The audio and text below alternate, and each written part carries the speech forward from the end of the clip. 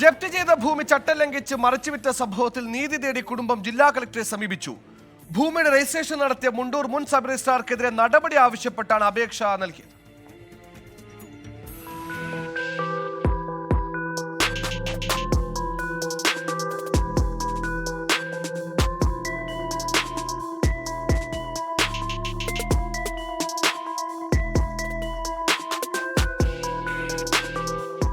തൃശൂർ കുടുംബ കോടതിയിൽ അയ്യന്തോൾ സ്വദേശിനി സനിഷ മോഹനും സർക്കാർ ജീവനക്കാരനും ഭർത്താവുമായ അരുൺ പിയും തമ്മിൽ നിലനിന്നിരുന്ന കേസിന്റെ ഭാഗമായാണ് അരുണിന്റെ ഭൂമി ജപ്തി ചെയ്തത്.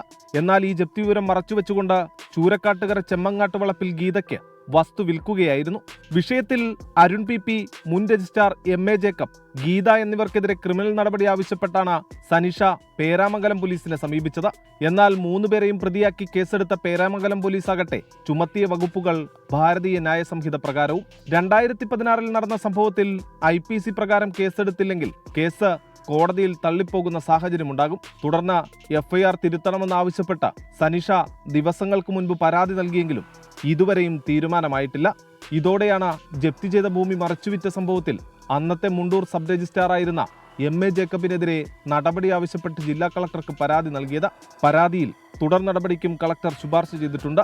24 തൃശൂർ.